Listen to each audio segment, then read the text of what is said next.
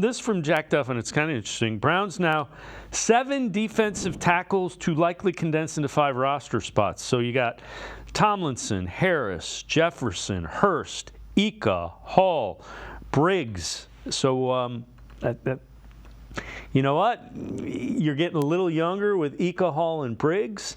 The veteran, I like.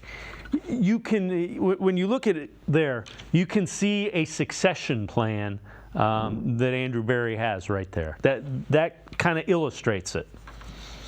Yeah, you're kind of hoping, Michael Hall Jr. can be your long-term starter in the interior going forward. You look at some of the defensive tackles that have come up over the last few years, how much they're getting paid. You hope Michael Hall Jr. can be that guy, and he certainly has the tools to be that guy.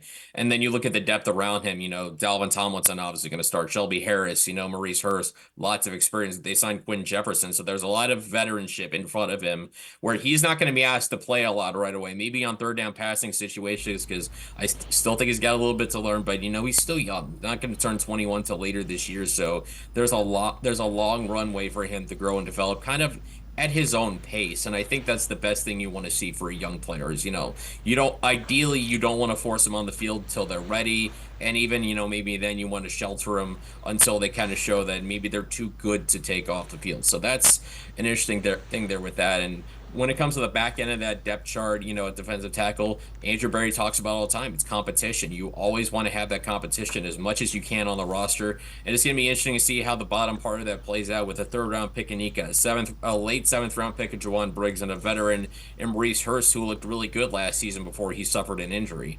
Yeah, the other thing I'll say about Hall, Jim Schwartz, he knows how to coach defensive tackles. He has a history of having elite defensive tackles, and he was involved in making sure that Michael Hall was drafted. So he has a plan, and I'm sure he knows how to develop a tackle like Michael Hall.